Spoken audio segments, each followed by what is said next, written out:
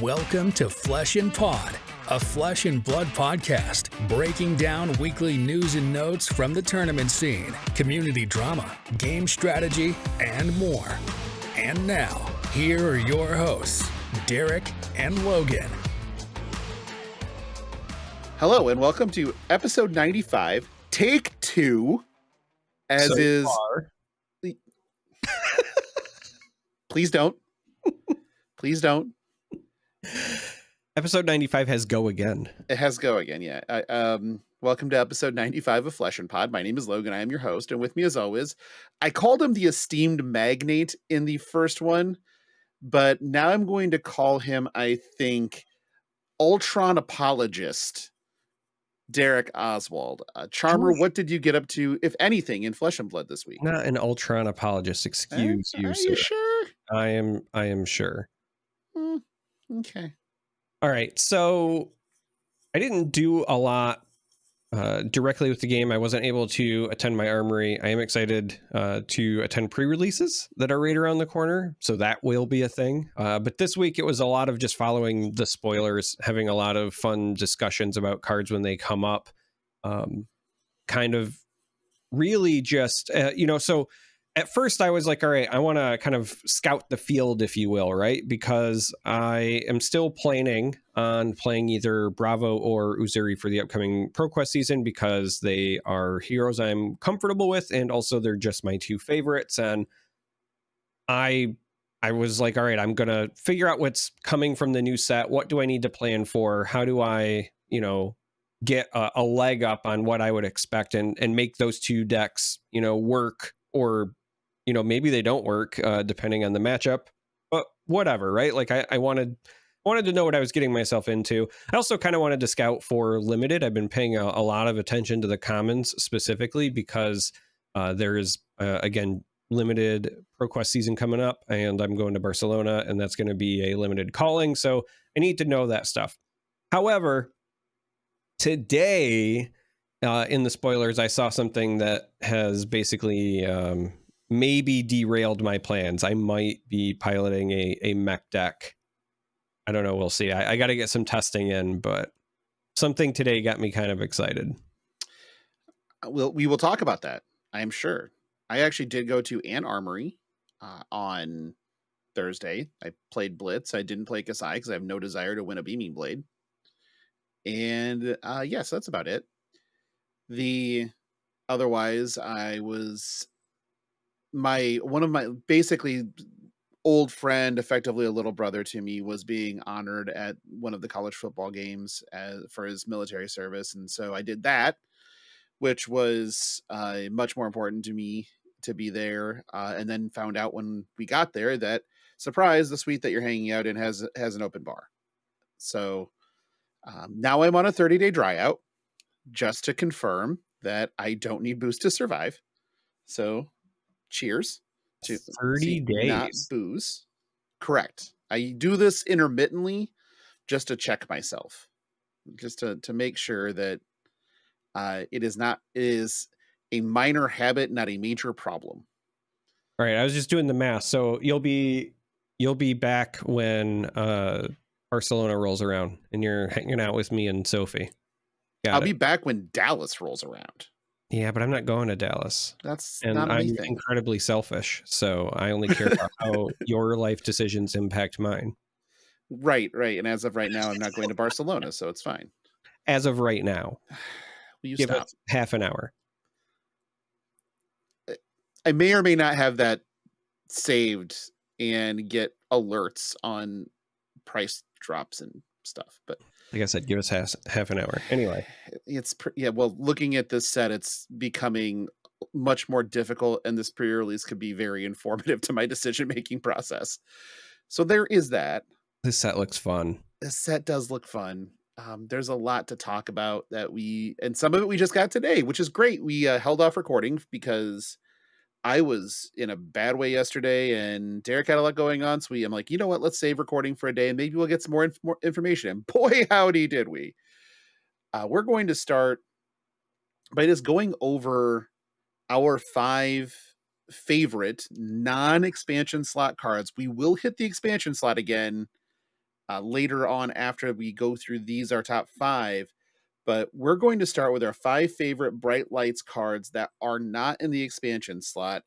Darick is cheating a little bit, but I'm going to let him go with it. I'm not cheating. Excuse you. You are, because one of your cards appears only in the expansion slot. However, in the number crunch, it is not in the expansion slot for the number crunch. So I'm going to give it to you, but you can only get it out of the expansion slot. Well, just saying. I had a backup plan because I have one slot where I'm talking about 2 cards because they're doing very similar things. One of my slots is 4 cards. I get it. Yeah. So without further ado, Darick, take us through your Furious 5. First up, my first favorite card. This is probably going to be a bit shocking that I picked this as a favorite, but it is Adaptive Plating. So this is one of the legendaries that was revealed. It is a mechanologist equipment. It has modular, says this may be equipped to any equipment zone, and it has the subtype of the zone it's equipped to. So it's just a mechanologist equipment that you can put on your head, on your feet, on your arms. If you're a Twitch streamer, the old shoe on head trick works here beautifully. The rest of the text is also very interesting. Action, pay 0. Equip this to another equipment zone. So you can move it around. Okay, sure. It doesn't have go again, but you get to move it around. Galvanize. When this defends, you may destroy an item you control. If you do, it gains a +2 defense until end of turn. It has 1 defense natively, and it has Blade Break. So there are some interesting bits to this. The first part is modular. The fact that you can put it in any slot, to me, I found very interesting for a couple of reasons. The first is, as somebody who's been a longtime Guardian stan, the idea of an equipment I can put anywhere is like hilarious to me because we haven't had feet for forever, and I would wear adaptive plating as my feet, knowing that it's the same as Iron Rot anyway, but just because I think it's funny. But also the other thing that jumped out to me is that this is not a base equipment.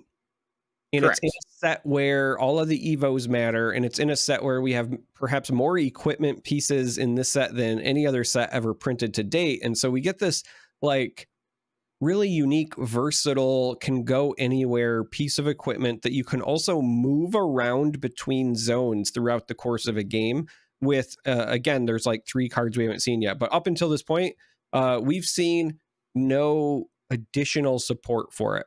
So this card is in my list of favorites because I don't know what the fuck is going on. And that, for me, as somebody who enjoys like game design and foreshadowing, that gets me jazzed because I look at this and I go, okay, I get it.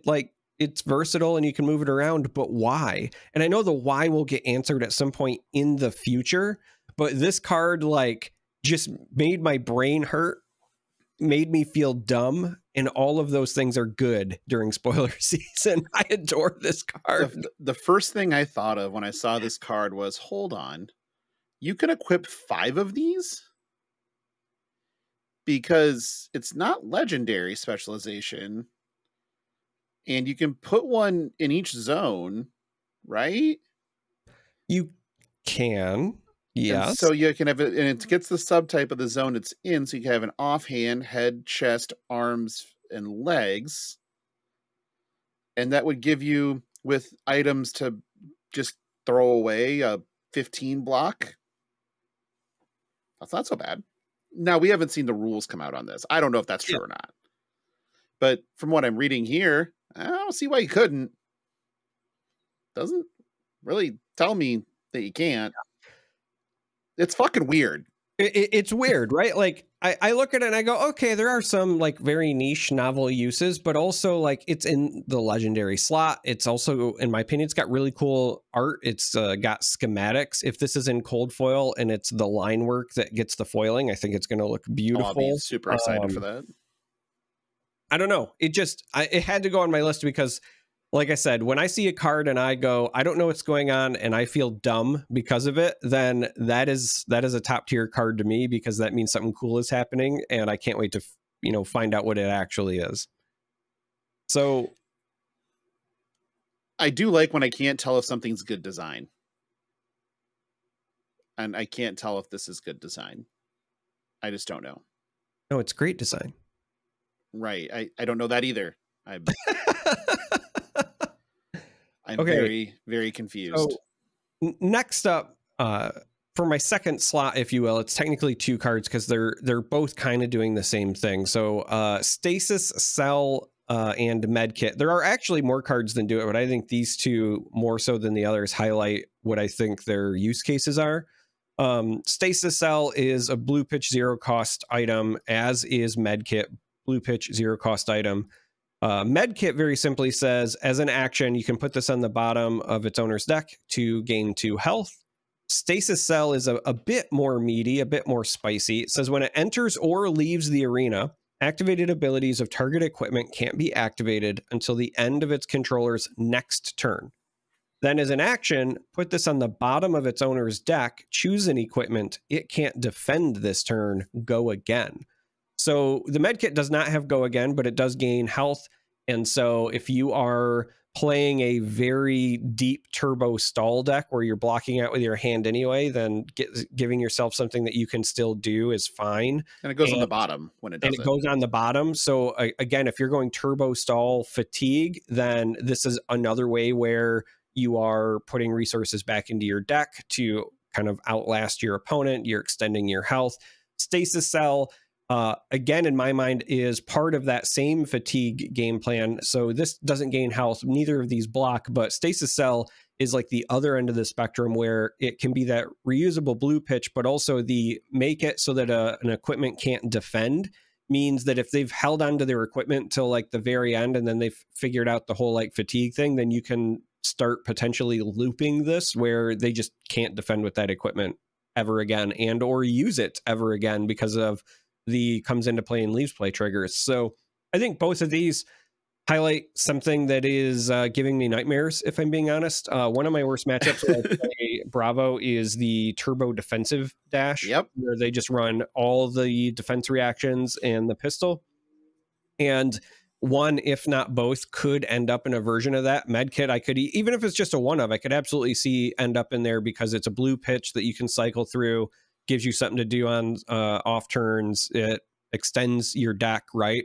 So if you don't have a way to get rid of these, now, thankfully, Assassin obviously has like contract cards, so you can maybe banish them, etc. Then that helps. But the other issue with that is that if you banish them, there's a lot of options in this set for mechanologists to play items and play equipment from the banish zone. Yeah, so that is also a problem where this weird thing, right? Like normally banishing is good in a fatigue matchup. However, with the tools that the mechanologists are getting in this set, what you actually want to do is get them in the discard pile, right? You want to destroy them. So that is a perfect segue to my third option. I do want to bring up, like, Stasis Cell did get me thinking too a little bit, because I think it is super interesting that you can play this to blank like a turn of Tunic, where the counter's available. Just nope, can't do that. Turning off Grasp of the Arknight, Snapdragon Scalers, things like that. And then the second ability, making it so Husk can't block on those turns that you're trying to turn a corner and make them throw their hand away, is quite hilarious. Living Legend format, you just turn off Skeletor forever. Yeah, you turn off Bloodsheath. So like that's a thing. The other thing that really got me thinking is there's a lot of Evos in the set where your opponent might be looking to have like a big block 3 or something, right? And this would allow you to bypass that on a key turn, that sort of thing. So as I said, banish bad. So you're trying to make them discard cards, or in the case of this card, destroy them from the top of their deck. This card by itself got me so excited for an archetype that I want to preface this. I do not think this card in this archetype is going to be good, but it is something that I will be trying to do very often anyway. This card has single-handedly spawned my favorite like meme deck in Flesh and Blood history. So the card is Grinding Gears, and it is a blue pitch, and it so it's here, let's pull up the exact text because I don't want to do this one for you're not blocking with it. Yeah, it's got no block, right? It's a blue pitch, 0 cost, has crank, enters the arena with a steam counter. At the start of your turn, destroy this unless you remove a steam counter from it. And then it says action 0, target hero destroys the top card of their deck. So because of it having crank, you can play this for free and then use one of your, new action points from the crank to then activate it right away. But if you do that, then you better have more action points, or you could play this at the end of your turn and then try to set it up on the following turn where it either ends your chain or you do something where you gain additional action points and then you can use it. But the reason that this card stands out to me is, again, there's a lot of things that allow you to play from Banish. This destroys the top card of somebody's deck. The other thing, the moment I saw this, I was like, all right, what's the way that I can break it, right? Because it says action 0, but it doesn't say once per turn. Right. Oh. So you might have to throw that chair out. Yeah. So naturally, of course, I was, well, okay. So before I move on to like the second part of this, like what, just on this card alone, like what jumps out to you, if anything? I want to give you your moment before I immediately jump to part 2 of why this made me. It's part 2 that jumps out at me. Yeah. I mean, it's all part 2. It's all part 2 because part 2 by itself is really cool anyway. But on this card, it just, what the fuck? Fine. Yeah. So, all right. So part 2, and the reason that I'm really excited for grinding some gears is system reset. All right. This is a yellow pitch mechanologist action. Does block for 3. Has an X cost, and it says banish X mechanologist items you control with cost 0 or 1, then return them to the arena under their owner's control. So this is very interesting because on the one hand, it's a great way to get steam counters back on things that would otherwise be dying, right? So all those things that say when they enter play, put a steam counter on it, blah, blah, blah. Now, what it also potentially lets you do, however, is now the real trick is going to be, and I'm waiting for the rules reprise or whatever, is whether or not Max Nitro and his token versions of Hyperdriver will be able to leave and re-enter play, because those are tokens. That is going to be like a make or break on this meme deck archetype, because if you have to use regular Hyperdrivers, it might be a bit of a problem, but you're probably going to want to run those as well anyway. But the deck idea, because Max makes it so that all Hyperdrivers you control get crank, right? And crank is when something enters the arena, you can remove a steam counter from it if you do gain an action point, just a whole action point for whatever you want. So the idea is you get a bunch of Hyperdrivers out. Now, could be the token ones with Max, could be the regular ones, likely will be both. And then you play your grinding gears, and then you system reset. And so depending on how much you put into X and how many Hyperdrivers you have, you could potentially just like suddenly have 9 action points. Now, normally you would have not a lot to do with 9 action points, but grinding gears gives you something you can do that's pretty hilarious for 0, where you just start blowing up their deck. So this is not just a mill strategy. This is a combo mill strategy that I am dying to figure out how to break and abuse. Now, again, I do not suspect this will be a competitive deck, but when I saw these 2 cards together, I started losing my mind, because this sounds like some of the most fun I will have playing this game if I can pull it off. And I'm really looking forward to it. It's degenerate as fuck, because you're most likely doing this at some point in second cycle, where decks are starting to get thin, and then it just, you start pushing for inevitability, then go, shoot your pistol, or hit him. I mean, hit him with a Banksy, I guess. I don't know, like whatever. I don't like that on Banksy. I don't like the once per turn action clause, but I get it, because if you could just actually use all those action points to just bash them over and over and over again with this stupid fucking card, yeah, that'd be funny. But here, you get to play one of the other guns or whatnot, to make it work. But this is the one that I noticed for that exact reason, because I read Grinding Gears. I'm like, oh, that's cool. And then I read System Reset and went, wait a second. Go back up, read Grinding Gears. Ah, shit. How many 0 cost and 1 cost items with crank are there in this set? There are, all of them. All of them. And with Max giving the hyperdrivers crank, then it's also all of them. And the reason the hyperdrivers are so important for this and why I'm waiting on the token ruling is because they're the ones that don't lose one every turn guaranteed. You only pull counters off when you boost. So the hyperdrivers specifically will hang out, right? Like you can amass them. Think like a prism, right? You're building your auras until you can do the thing. And then you just do that every time you draw a system reset, because that's the beauty, right? You do the system reset and then you have all your items again. So you just wait till you draw another system reset and then you do it all again. Like it's fantastic. Yeah. And there's so many things in here that you can, like, there's other ways to combo this. Like you can go get backup protocol and a boom grenade, back with without, with keeping cards in hand, and then start smashing away with boost cards, start generating shit off your hyperdrivers, and eventually your boom grenade's going to go off and you're going to be able to then rebuy with the backup protocol red or whatever backup protocol to get the cards back to just keep doing it. It's a lot of fucking nonsense.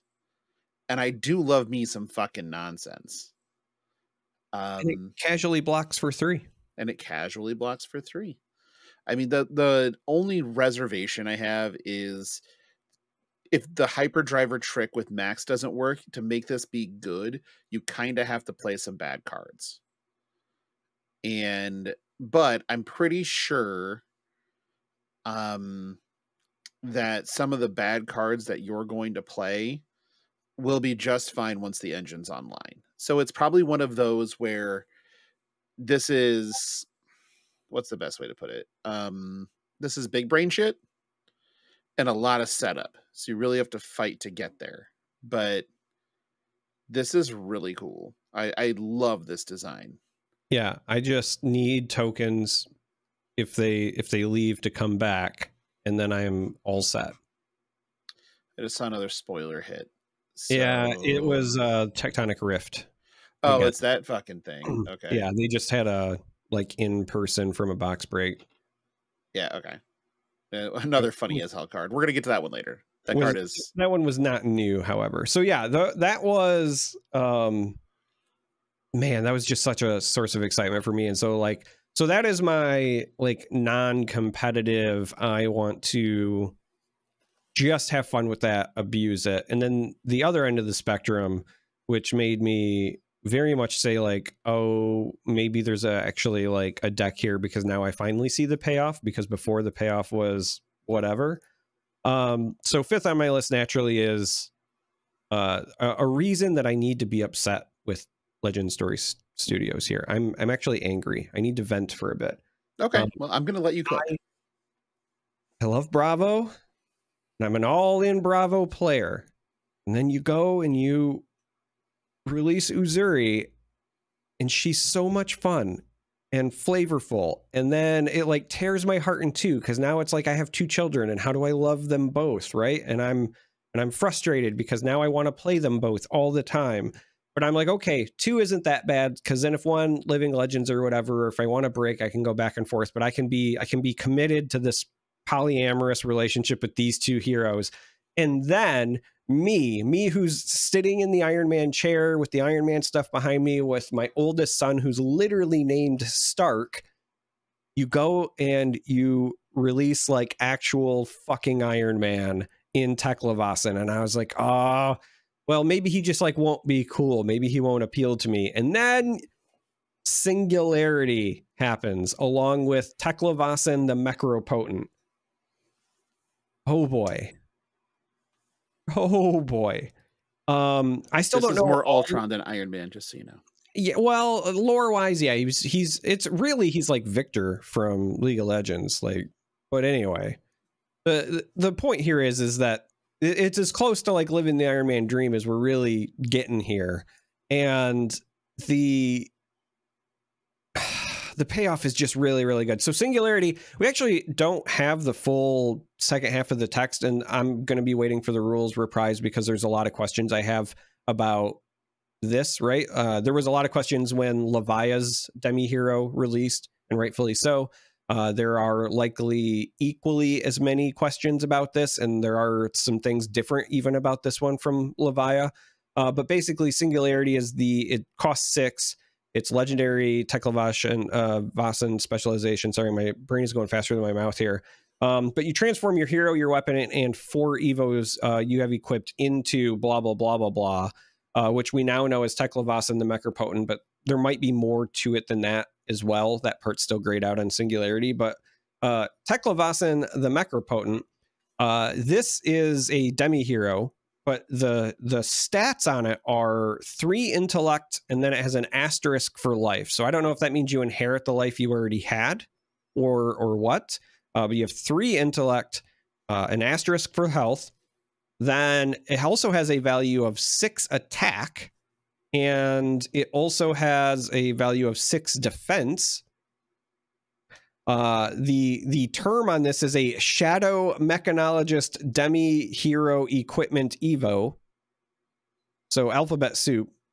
The text on it says action. You can pay 3 pitch and banish 2 cards from your soul. Now, I assume your soul will now be all of the equipment evos that were underneath, right? Because we've already seen some of the other cards released have that similar mechanic, but you do that and then you can attack. So you got a blue pitch, attack for 6, as long as you've got cards underneath you to go. That's already pretty solid. But it gets better. And there's a reason you have 3 intellect. Whenever this attacks a hero, they discard a card. Not when this hits a hero. Whenever this attacks a hero, they discard a card. So once you get this online, assuming that you've got the 2 cards to continue banishing and sending, you are either leaking damage or they're going to be on a 1-card hand functionally. They're going to discard 1, and then they've got 6, with 2 block 3s. That's going to soak up 2 more. And then they're down to a 1-card hand, or you're leaking damage. That is incredible. Then it also, this counts as having 4 evos equipped. So all those cards that care about your number of evos, you just always have 4 as long as you're in this mode. And then finally, Battle Worn. So again, remember, it has 6 defense, but it also has Battle Worn. So I'm assuming that you can, block 6, block 5, block 4, block blah, blah, blah, blah, blah, forever, till you run out of counters. That is insane. Like, this is, like, the evos were interesting to me, but I didn't see enough of a payoff. I saw a lot of stall, but I didn't see, like, how do you close out a game? I think the way you close out a game is this. Like, you get your chip damage in, and then you become the machine, literally. Like you said, it's more like Ultron because you're becoming machine. I would argue this is more like Vision, because it's hard because it's a man becoming a machine, right? Like, Vision wasn't a man before. Ultron definitely wasn't a man before. Iron Man's still a man in a machine. We need a good, like, man becomes the machine reference. RoboCop. Yeah, kind of like RoboCop. Just shooting dicks off. I mean, that is why they discard a card. I would discard a card if I was shot in the dick. That might be the most fitting. But the one thing that I need to see the rules reprise on is, because the way that Singularity reads is transform your hero, your weapon, and 4 evos, right? So evos, when they come into play and they evolve, they leave the cards that you're evolving underneath the evo.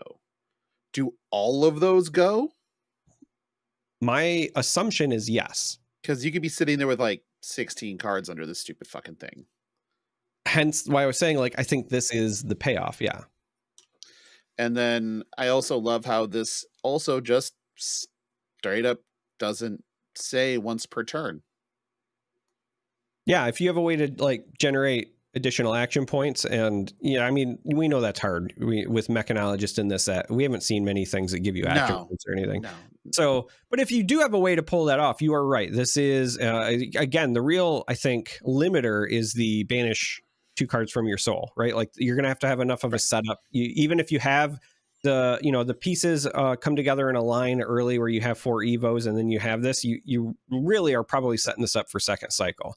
You're going to play a long game trying to like stack a bunch up and then go into this so that you just have your opponent on the back foot every turn from then on in. Yeah, it reads as powerful. It reads as a finisher. I do not know if it'll be easy enough to do to do the thing, I guess I should say. But it tickles my fancy. Let's put it that way. I'm into it. Darick, do you have anything else to say about your 5 before we go to my 5? Rip my wallet, because just like with Levia, where there's like regular ones and then there's the Marvel one, there's a Marvel version of this card as well, and I have a regular Levia and I was like, that's good enough for me. If I ever play her, like, this will be it. But this is something where I kind of want to chase down the Marvel, and that's gonna hurt. Yeah, it's gonna hurt. So if you don't mind, we'll dive into my 5. And if I mind, how dare you? Go fuck yourself. If you remember last week, we saw this playmat that gets spoiled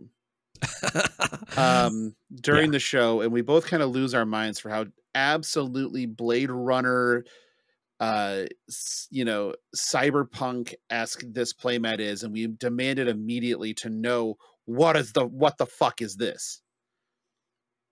Come to find out, it's not a what, it's a what's, as in multiple things.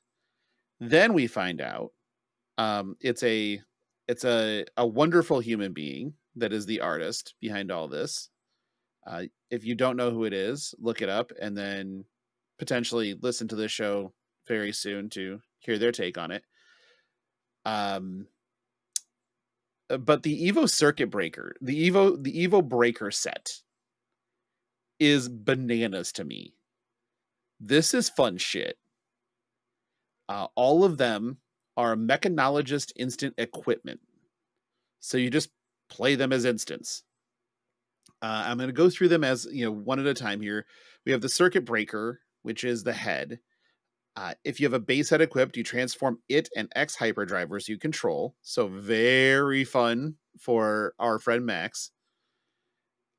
Into this, then equip this. If you do, the next time you be dealt damage this turn, prevent twice X that damage. You transform 3 hyperdrivers, block 6. And then, whenever you boost, you may destroy a card under this. And we know that hyperdrivers go under now, the token ones do. If you do, shuffle 2 attack action cards from your banner zone into your deck. Which is really important with all the boosting that you want to do with Max. You get Oasis Respite Remembrance as your instant equipment. Well, shit. That's a lot. And there are 4 of these. And they all cost 0. They all cost 0, every single one of them. The Atom Breaker does the same thing for preventing the damage. So all of these have that same text. But then they have a when you boost thing. The Atom Breaker, which is the chest, when you boost, you destroy a card under this, and you get 2 resources. So you just get to Tekla Foundry Heart. Just here, without banishing anything outside of what's already under this. And that turns on the ability to use Max's ability again. Like, if you haven't used it that turn, great. The Face Breaker, which are the arms, also one of the coolest names in the set of a card.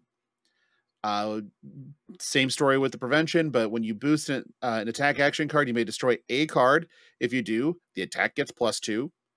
So any of those X for 5 you just boosts, you just remove one of those casual hyperdrivers you have under there and you make it a 7 ball. You know, all kinds of fun. And then the last one is the Mock Breaker, and this one's absolutely fucking hilarious to me. Because when you boost, you destroy a card to create a Quicken token. So you can just do the thing without boosting now on occasion. Yeah. These are silly fun. Like, this is the kind of things that draw me to play mech, are the ability to make these things happen and get these kind of outsized effects, but they also, at the same time, are a good defensive card, and they're instants. Like, you get to just surprise people with them. And you can stack up some hyperdrivers that are ready to go away and just slam them under this thing. And, now they're useful again. That's always nice. To me, these are these are the breakout Evos to me, and I think that these are probably going to be more like the Evos that point towards what makes Singularity playable. These Evos are, in my opinion, the most nightmarish in a limited format. Now, yes, thankfully, they are majestic, so you don't have to run into a lot of them. Hopefully. But the reason that I feel like these are incredibly powerful in a limited format specifically is because they are instants, and so you don't know whether or not you're playing around them. Right? And then when you factor that part in already, where you can catch somebody by surprise, but then when you look at in a vacuum, all of these abilities just at face value, and they are incredible. Getting extra resources in limited, so like the Atom Breaker, the chess piece, that's huge because a lot of times your ratios aren't that great. You go Face Breaker for the +2, like that's a really big deal when your opponent is not using a constructed deck. And in this format, where we know there's a healthy amount of items that have no block value, that means you could, be very opportunistic, leak a bunch of damage. The Mock Breaker, the Quicken token, don't sleep on that. I know that there's obviously a lot of boost stuff and a lot of action points in this, but in limited, the Quicken token could come in clutch. But even in constructed, one of the things you have to remember is that Quicken also applies to weapon attacks. So it can really open up your sequencing for a turn if you have that Quicken token and you kind of want to play around cards or get people to spend cards early, that sort of thing. Like, all of these are very, very strong already, but in limited, they're kind of a nightmare.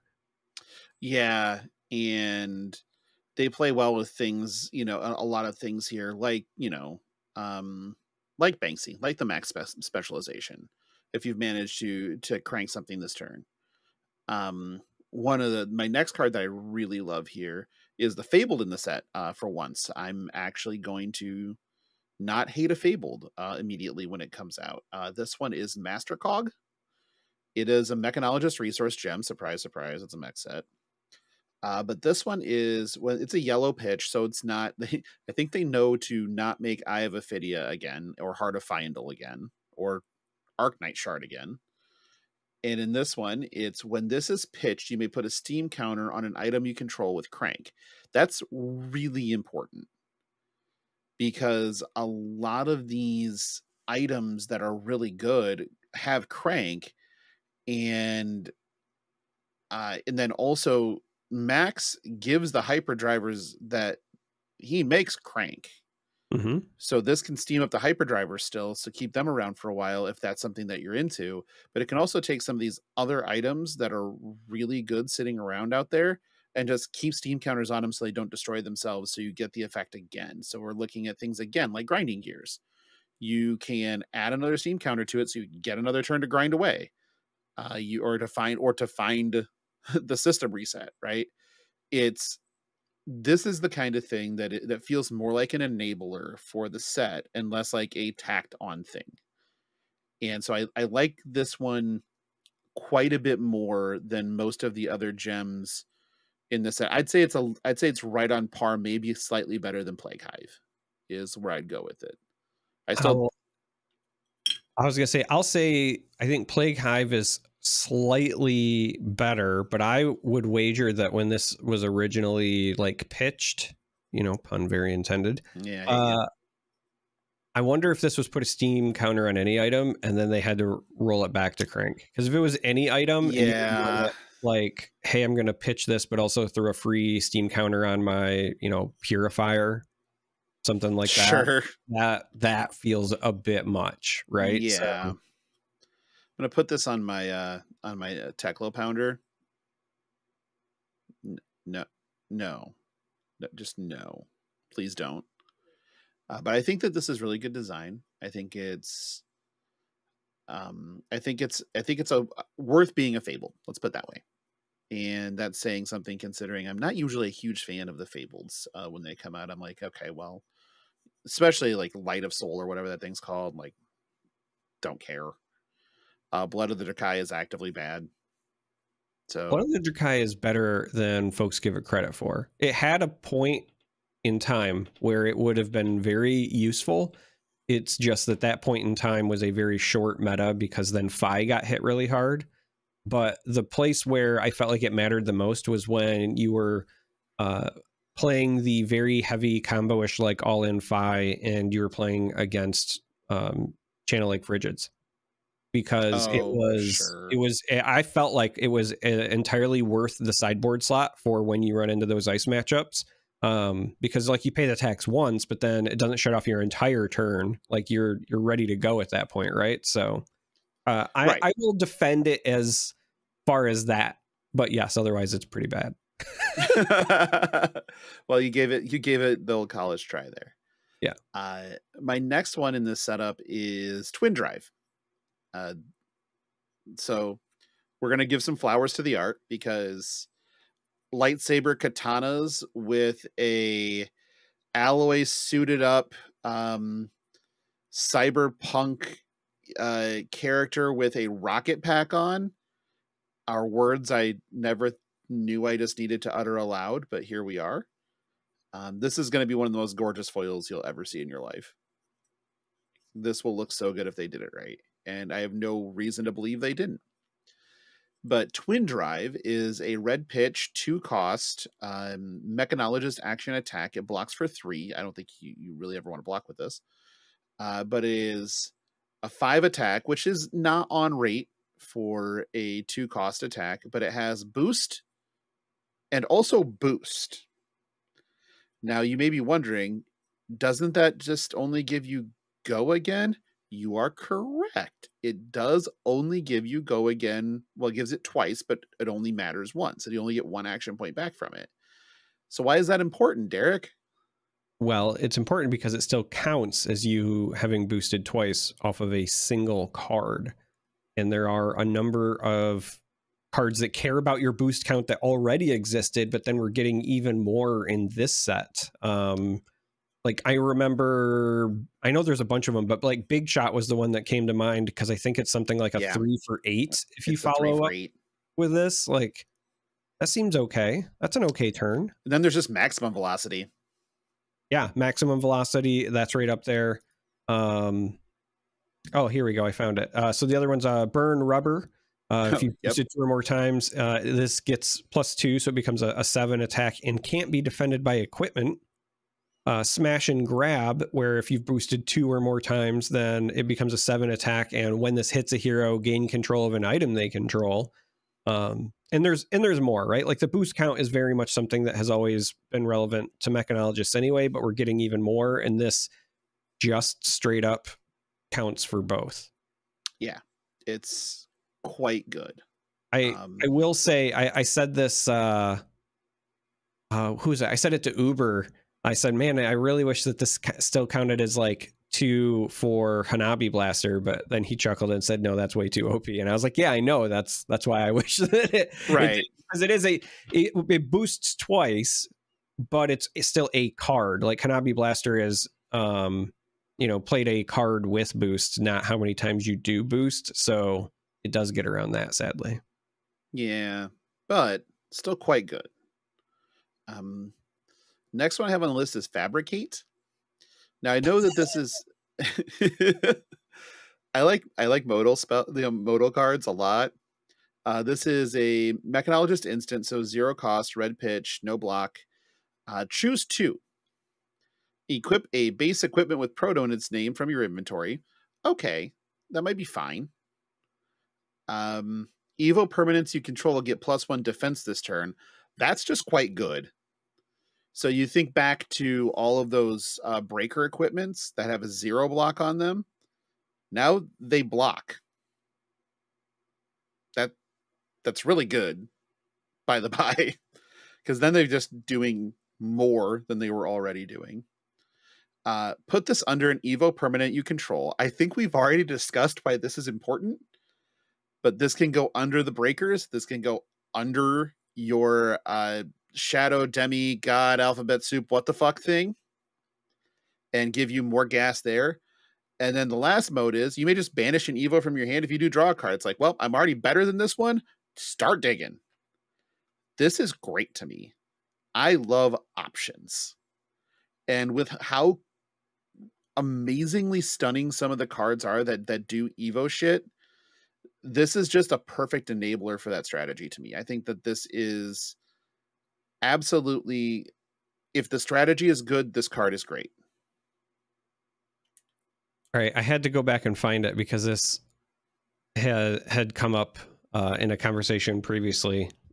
When it was revealed, myself and a few other people immediately were like, okay, this is the Mechanologist Art of War, right? Like it's just that good. And then Brian Gottlieb shared with us a tweet that he said was relevant info, which was his first draft of this card was called Parts of Cores. Oh, Jesus Christ. And it was at that point in time that I told him, in case I've never told you directly, Brian, I fucking love you. Yeah, that's...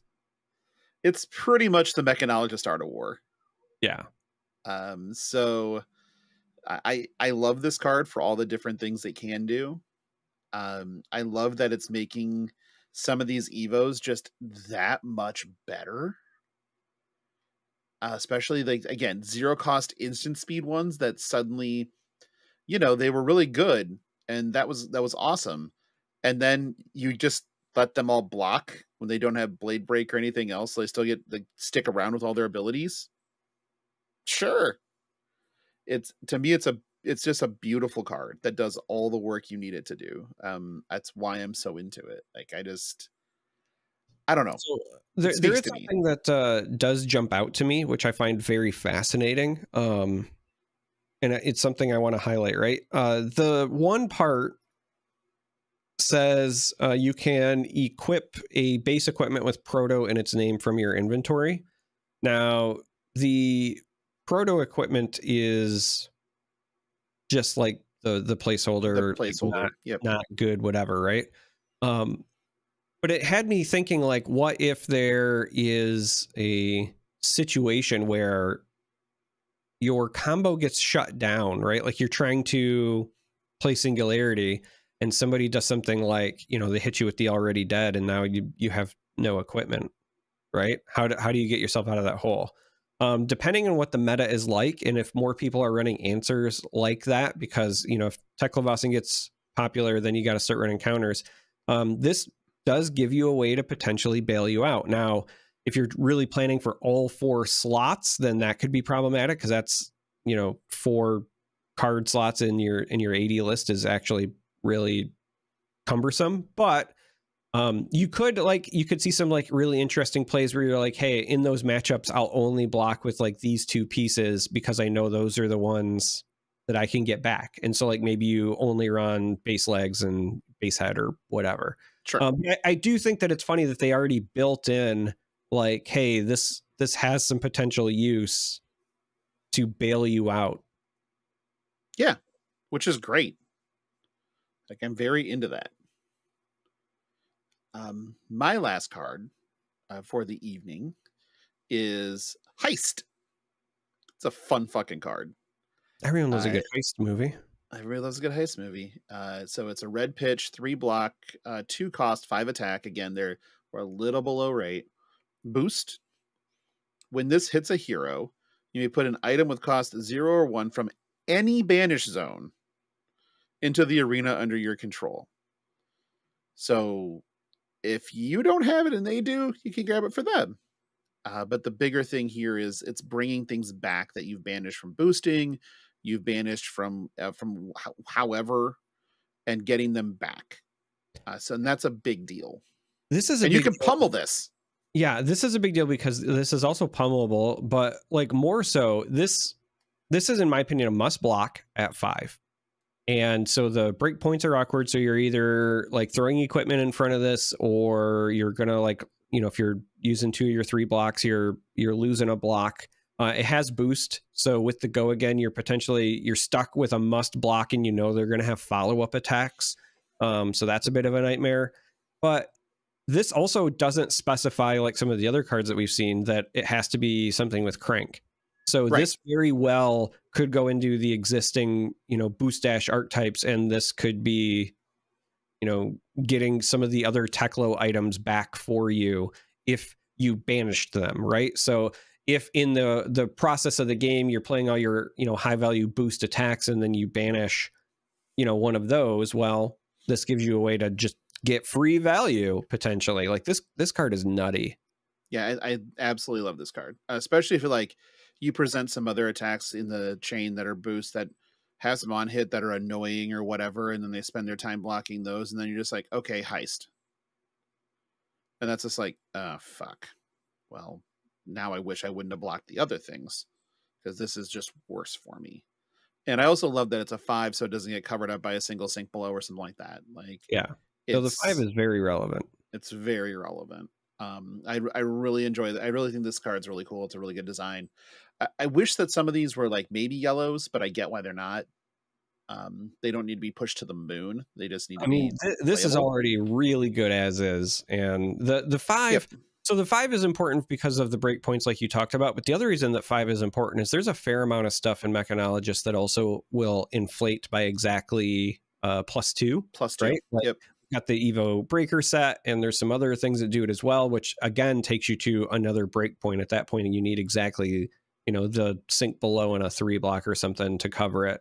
And the sink below has to, like, you have to go into that going like, you know, I'm gonna 3 block this and then already banking on playing the sink below anyway, and then hope that they don't have something else on top of it. I don't know, like everything about this card is brutal. I'm not looking forward to having to cover this up. Yeah, it's going to be rough. Let's spend a little time back in the expansion slot now, because we do have some more information. We are still missing 1 expansion slot card, by the way, which I think is very interesting that we still don't have them all.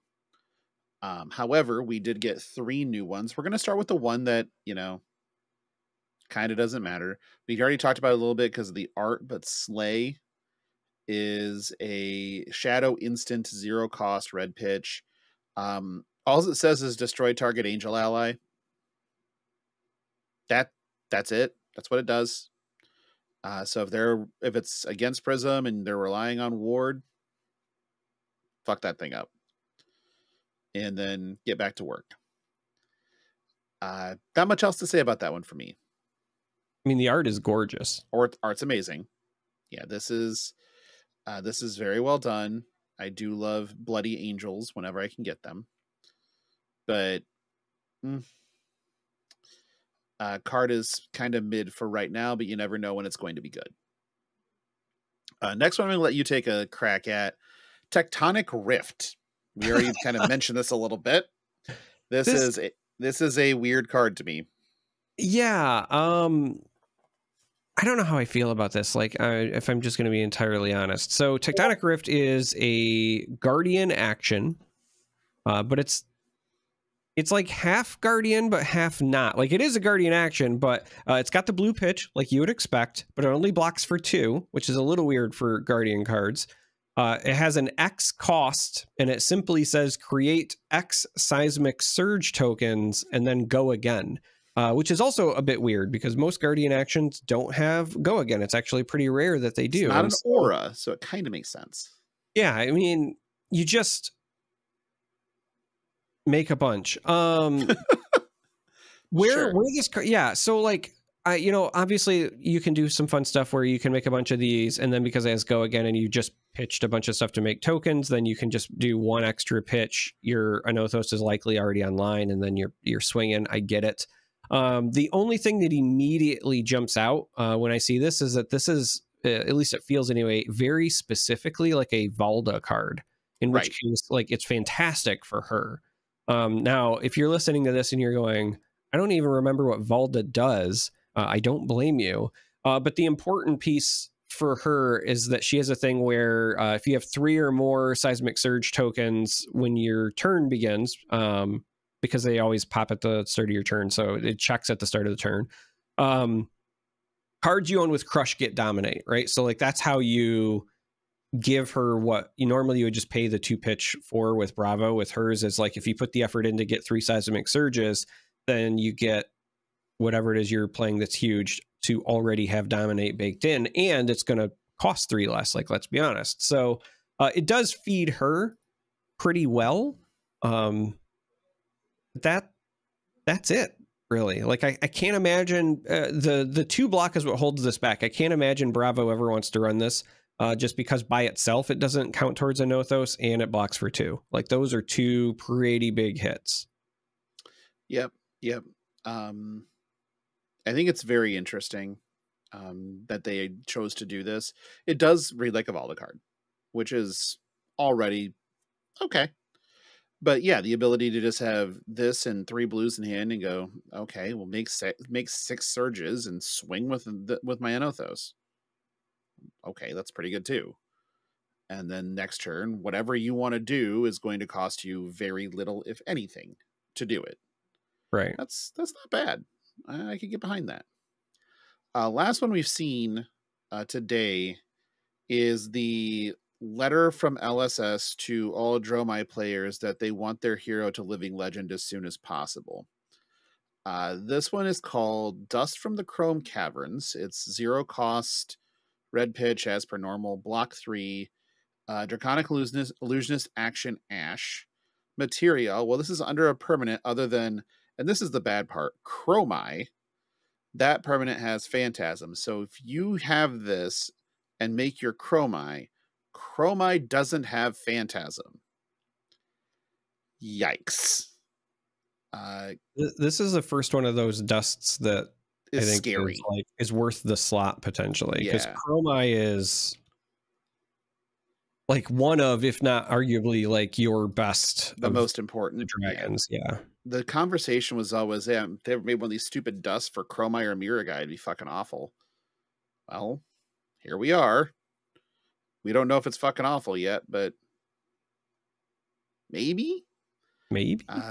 It's hard to say. It's probably going to make the deck at some point. I don't know when and where, but this is the first one that really looks like, okay, this is kind of worth it. To keep that dragon from being able to just be popped, and so you're generating extra action points every turn. As long as they don't attack it, which makes it so you have to attack Chromai. And that's, that's a lot. That's a lot of good work. You know what I just realized? The demi-hero version of Teklevasen isn't like Nitro Mechanoid. Because right, you can pop a dragon with it.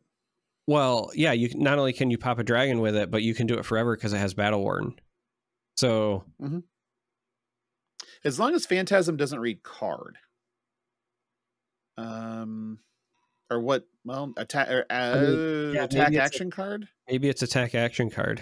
Let me just look up a random card with Phantasm. Because that feels like it's too brutal for that matchup to just like end a turn forever. Right. That would be very true. Yeah, it's when it's defended with a non-illusionist attack action card. Right, so it doesn't work that way. Thank God. Well, I don't know. I'm very anti-illusionist, so maybe I shouldn't say thank God, but like I also don't like cops. It's fine. But actually, I kind of like the show cops. I always thought that was kind of fun. Yeah. But yeah, this is the first one of these that I've looked at and gone, okay, I'm willing to be scared by this. Oh, hold on. Did they? Oh no. Okay, I just had this refiltered. I'll say, did we get the entire set? No, just I went off the page and it refiltered. Okay, so Any other final thoughts on what we know about the cards of Bright Lights? I think the thing that jumps out to me the most, well, I mean, it's twofold. The thing that jumps out to me the most is that just like we got with Outsiders, this is yet another amazing limited set, in my opinion. I expect this to be a lot of fun with what we got with the most recent announcements as well, and them kind of saying like, hey, every set will be draftable, whatever. It's very clear they're making a commitment to that, and I am a huge fan. So I do want to say bravo to that. But I also wanted to say that I'm actually very happy with the way the expansion slot has turned out with what we've seen from them so far, because the pool is not as big as I thought it was going to be. I thought that we were going to have a lot of cards, and part of this is because, you know, when I looked at Dusk Till Dawn and we're coming off of that having 50 whatever Majestics in it, and it's already a supplemental set, and I felt like, you know, I opened a bunch and then I still need everything, and I was really worried that that was going to be the case here. I don't think that will be the case, and I don't think that the frequency will be enough to ruin my limited performances. But also we got, you know, a little bit of help for various classes in a set that was entirely, you know, dedicated to mechanologist. I can still be excited about, you know, Already Dead and Shriek Razors, and, you know, Warrior got Emboldened Blade, and Dromai got 2 cards, right? Warband, et cetera, et cetera. So I feel like there was a lot of care that went into the design of this set, and between this one and Outsiders, and we know that with the way the development cycles are, these are the 2 sets that, you know, are kind of heralding when Brian joined the team. James did an amazing job and put out a fantastic product, but he was also kind of doing that, not necessarily solo, but he had a lot on his plate. And like, I feel like what I'm trying to say is like, I can see where getting the additional help is really like paying off in the design and production efforts, because now we get the best of both worlds. We get James' madness and, you know, Brian's love of making us solving puzzles, and I dig it. Yeah, I think, that's put the game in a really good spot. I completely agree with that. We did get a ton of lore, and so I just wanted to touch on that a little bit. I know that we're not a lore podcast. Well, we're not an anything podcast, honestly. We're just fucking Seinfeld of Flesh and Blood. But no AI felt that got into trouble. So we're just gonna go through each character and kind of talk to them, each main character, and talk through them for a second. We're gonna start with Teklo Vaesen, Darick's favorite character. Kind of an interesting thing here. It's almost like Dr. Wily in a lot of ways from Mega Man crossed with Ultron. Yeah, I could see that. Like I said, I know you probably know less about the reference, but he really is just Victor from League of Legends. Like, I don't know the reference very well.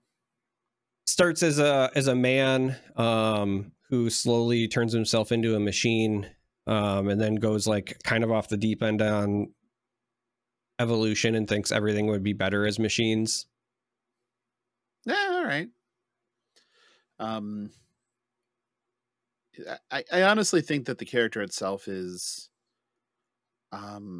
considering it has the shadow archetype in it, for when it changes, and we know that everything's going to kind of come to a head at some point between the Demonastery and Solana, and we have, you know, this thing is a shadow mech. That could be interesting down the line. That's my thought process. Could very well be interesting down the line. I do think it'd be kind of interesting story-wise if the real final piece of the puzzle, if you will, right? So like, imagine you're somebody who is, you know, building armors and doing all of these things, and then you're like, hey, I want to be a machine, and then it's almost like that deal with the devil, right? Like the shadow entity steps in and they're like, well, you know, I can make that happen for you, right? Come to the dark side, quite literally, become a shadow demi-hero. I could see that being like the beginning of that relationship and alignment, and then we could see shadow mechanologist in future sets or something. Sure. Yeah.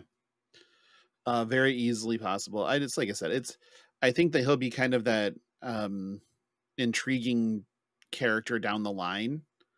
Right now, he's just the backbone of everything we have dealt with in metrics with mechanologists. There's also the other corporation of Cogworks, which I was like kind of reminded me of the Jetsons, which I found really amusing. But Cogsworth Cogs, like, but I think that's also, you have that corporate raider type of thing going on, which gives it also a little bit of a RoboCop vibe. So I'm into that too, but we'll see where they go from here. I think that Tekla Vossen right now is sort of a solved character in a lot of ways. It's just what their go forward is, because their past is kind of defined. Like Tekla Vossen's past is pretty well known at this point. It's just, where does Ultron go from here? Moving on, we get Dash. We learned a lot more about Dash in this. Her surname is Teklo, because she descends from the corporate Teklo family, I guess. I wrote down she's an idealistic utopian believer. Believes that everybody should just get along, which is noble, but it's also kind of believes that everybody has the best intentions, which is usually where you get in trouble. And you can get duped fairly easily. I don't know. Like, there are some instances where it reminds me of people that will say they like are inactive about the things that they are that bother them, right? That just talk about how they support X or Y but don't ever do anything about it. And I don't know, like, Dash strikes me as that kind of, like, everybody's trying to be a good person in their own way, which doesn't work in this society at all. I feel like she is the Mark Ruffalo Hulk of the Science Bros duo, right? Yeah, kind of. Like, Tony's doing stuff out of hubris, and Ruffalo's like, I'm trying to do things because, like, it would be good, right? Like, that's the way I see Dash. She just has such a belief and a hope for things that it's not even so much that she's like doesn't want to do things about it. It's like she can't see it. Like, it's a blind spot. Like, to accept all of the other stuff would mean that her idealism would be challenged. So it's a cognitive dissonance of sorts. Yeah, I could see that. Moving on, Max is probably the character in Flesh and Blood that has pissed me off the most. Just because they went and took every stupid fucking anarchist trope that's ever been created and threw it all into one character. It's like, that's not what anarchists are like. They're like, break every system. No. He is the Spider-Punk tank girl Vin Diesel. No, because they made him less cool than every single one of those. They made him fucking Holden Caulfield. They made him a bitchy, whiny, damn the man type of character. And it's like, Spider-Punk is not that way. Spider-Punk has volition and isn't just like, I'm an anarchist because I'm an anarchist, or I'm an anarchist because I love anarchy and chaos. It's not that. It's, I don't want to be told what to do by a system I don't believe in. And right. I take back what I said. He is the Joker. No, the Joker is far more complicated than that. In all reality, again, I think the best. I think that's the Joker's greatest trick, is he makes people think he's more complicated than that. No, there is quite a bit that goes on in the Joker that makes him a much different character. To me, it's just like that kind of shitty caricature that it's the way that people who don't like the concept of, or who love the concept of outwardly control, want to think of anarchists to give them a bad name. And that's where it's just like, really? Like, is that what we have to do here? We can't give it any nuance. It's, I have a wrench. I can go bash the system with my wrench. That's the best you can do. Come the fuck on, man. You have so many good examples. Tank Girl's a perfect example. Not every character has to be that bright, though. But like even in bright lights, you might have one dim wit. Oh my god! But I get the way they treated the character. I think is just, it's just shitty. Dude's name is Max Nitro. Like, yeah, it is Max the Hype Nitro, sir. I just think you had too high of hopes for Mr. Nitro. I mean, maybe, but the character hurts my head. Cybernetic City, and he's got a wrench as his weapon. Like, I don't think. Yeah, he's. I mean, I don't know. Like, it's infuriating because I don't know. It feels like it's just a completely misunderstanding of a concept, and you're just using word salad to try to explain something instead of just saying, yeah, he's a fucking idiot that doesn't know what he's doing. That's a better way to say it. Well, yeah, but you can't like actively say that. He's the Shocker. Like the Spider-Man villain. Oh, that one. Okay. I didn't. Okay. Like, here's the thing about the Shocker, right? The Shocker is kind of a joke to everybody because he's just a bad Electro. But also, like, his motivations never really make sense either, and it's kind of become a long running joke and meme. And that was actually like in the Spider-Man Homecoming, where like the one dude, with the Shocker gauntlets and whatever, and dies immediately, and then we get Shocker 2.0, and he's like not that bright either. Like, that's playing into it, right? So I think Max Nitro might just be the Shocker. Yeah, he is the anarchist you ordered on Wish. He's the Mercari anarchist. Got it. Then we have Data Doll. I love Data Doll. Like, the evolving, I like the concept of the evolving machine. Of the machine that comes alive, of do androids dream of electric sheep? I love the self-aware machine. I always think that those are interesting stories. It's Johnny Five, right? It's anytime that you run into the creation of self-awareness, self-deprecation, humor within that machine, and they have to explain it to themselves first. It's always entertaining to me is when they have to explain it to themselves why they think something is the way it is, and then it's fun. And then they just internalize and understand it. And so I think that Data Doll, the next Data Doll is going to have 4 intellect, I'm pretty sure, because gaining that little bit of knowledge about themselves, and it's going to be a lot of fun when we get the next thing for the next Data Doll or the next story with Data Doll. I think this will be a ton of fun. That's the character I'm most excited about in Bright Lights is Data Doll. Nothing from you.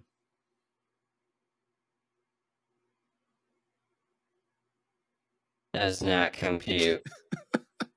Okay, that's fine. We also got some mention of Lena Bell, which is always fun. I kind of hope that we keep getting mentions of her and never get her, and just only get her in like the Christmas story or whatever. And she just becomes like the Where's Waldo of the universe. We're always like trying to spot the Lena Bell reference. She's also just showing up, poisoning somebody, or giving them socks. That's just what she does. It's either, burning your esophagus or knitting you some booties. That is Lena Bell. I'm okay with her character being that. That's just funny to me. We're at that part of the show where it's time to remind everybody that so a couple reminders, actually.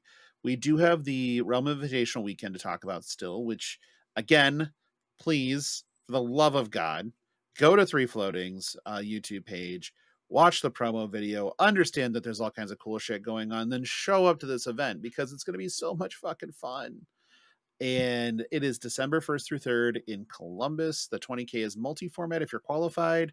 That starts on Friday, but if you're not qualified for that, there's a 10K brawl on Saturday. That's classic constructed. And if you don't win that, you can also play the 5K team sealed on Sunday. All of these events are qualifying for the 50K Invitational next year. And then there's cosplay contests. There's open events all weekend long with different games. So Alpha Clash, Magic the Gathering, Pokemon. There's another one, I'm sure. But it's, all of these games will also be present and being played for high stakes. So if you're into any of this, show up. Or if you just kind of love go into fun shit, you should definitely be there for this. It's going to be probably the most fun event of the year. Also, to anybody that is signed up for the Realm Cruise, that is paid your deposit, please check your email. I know that I missed my email to fill out the ship manifest because it went to my spam, and I'm very bad at checking that. So it wasn't until Keith messaged me. He's like, "Hey, did you not get this?" I'm like, "I didn't see it." And then I had to double back and then go find it and fill it out. So please double check if you paid the deposit. If you still would like to go on the Fab Cruise in January, I believe there are spots open, but do not quote me on that. Instead, contact the Realm at realmgamingnetwork.com and get with them to find out. That'll be just a lot of fun in general. There will be Flesh and Blood tournaments happening, but you'll also be on a fucking cruise ship in the Bahamas in January. So it'll be better than wherever you're at now. Let's just go that route. And won't be hurricane season. We should be fine. I guess we normally would transition to listener questions now, but you fuckers are slacking again. And we don't have any. So we're not going to transition to listener questions. Instead, we're going to transition to thanking our patrons, who I'm not mad at if they don't submit listener questions because they submit money. And we're going to start with our associate producers. We have Andy, C-Dubs, Kenny, and the Salty Sea Cat. And then our executive producer on up, Blaze Storm, Dom, Josh. Gotta stretch out again. All right. Lance Good Thrust, Matt Two Tokes, Papa Mike, Alex, Philip, Rich, Taylor, and Trevor. If you are interested in becoming a patron of Flesh and Pod, you can go to patreon.com/fleshandpod. The link is in the show notes. There are, I think it's 6 tiers, whatever. If you have any ideas for more tiers, just let me know and I'll let you pay me. Charmer, where can they find you? Well, you can find me on social media in most places as that Charmer or Charmer. Depends on whether somebody is camping on the tag or not. You can find me on Twitch and YouTube as just Charmer, for example. Twitter, Instagram. I think I even have a TikTok that I haven't posted to in like a year, but all over the place. But the most important places you can, of course, find me are in the Discord, because that's where all the fun is, specifically in the Pickle Posse. Oh my fucking God. So close to muting that goddamn channel. Like, again. Just what was this last nonsense? Like the last discourse in the Pickle Posse channel was in reference to Hot Cheetos Pickle Ranch Pizza. Like, yeah. What the fuck? Like, no. No. Why would no? Sounds delightful. So, I mean, I'll fuck with hot Cheetos. That's fine. I'm into pickles. I like pizza. I guess I'm out on the ranch and then very weary of the combo. Because the ranch is the only one that does sound questionable. I think the rest would be a fantastic combo. I mean, I'm not anti-hot chip by any stretch of the imagination. Yeah. So do you think they dust the hot Cheetos? Do you think they dust the hot Cheetos, or are they actual like crunchy bits of hot Cheeto? There's some texture questions here. Oh, that's a good question. What if they are pickles dusted with like crumbed up hot Cheetos and then fried? And then fried in ranch sauce. Oh, no. You need to stop with the ranch part. We've already discussed that the ranch is not okay. Right, We're but I'm going just to trying to figure out how other they things. get to this product. Like, I'm sure the ranch is a drizzle, which wildly unfortunate that you ruin something with ranch. I don't know. Like, may have to go look up Enzo's Pizzeria, hashtag no free ads, and figure out what the fuck is going on here, because I'm not clicking on this Instagram link. Like, if there are certain people all that right, can I'll send do me, it. you're gonna do it. Okay, you do it. Oh, it's like an actual pizza. Yeah. What Like, did you think? It's like a pizza slice. No, I wasn't expecting like it to be this shaped, I guess. Like a pizza shape? Like round? I was expecting it to be smaller. Like, this is a big piece of pizza, and it is like a fuck off slice of pizza. Cheetos, yeah, it's like a hot Cheetos dusting. There we go. Right? Okay. And then the ranch is drizzled, and then Which there's I'm out on pickles as well. Okay. Like, I can deal with the dusting of hot Cheeto. Like, that seems better than like crunchy bits fucking up your texture, right? Like, dusted is fine. The ranch can go fuck right off though. Oh, see, this is why I was so confused by the shape, because I remember now the last time that I watched this, I came in halfway through the video. So this dude, when he eats it, he folds the pizza. East Coast people, yeah, they do that. But then no, you don't understand though. But then when he takes the bite out of it, he folds it, and then he takes the bite here instead of the end. So first of all, the guy is a sociopath. Absolutely. But also, cannot be trusted. Because I remember watching this the first time now, and I came in at the end and I was like, what is he even eating? Because it looks like a shitty sandwich if you come in at I don't know, like the 15-second mark roughly. Like, it looks not like pizza. I remember this now. Yeah. Oh, yeah. Right. Huh. Okay. Good to know. If you want to find me at all, you can find me on Twitter at Logan Peterson. You can also reach out to me at FleshPod on Twitter, fleshandpod@gmail.com. I'm the one that handles all the social media and all that other random bullshit of being on this show. Next week, we will have a special guest, so tune in for a very different show, probably, than you're used to. But it will be definitely worth the wait. I do think that we've had this on the docket for a while, and I'm super fucking excited because this one I think will be a good time, and I'm pretty sure this will probably be the most gushing we've ever done on the show. And that did not mean that to sound exactly as it did, but now I'm kind of into it. But I don't have anything else. You got anything else, Darick? Nope. I'm hungry and gushing. So your gushing has made me hungry. All right, everybody. We'll see you next week. Bye.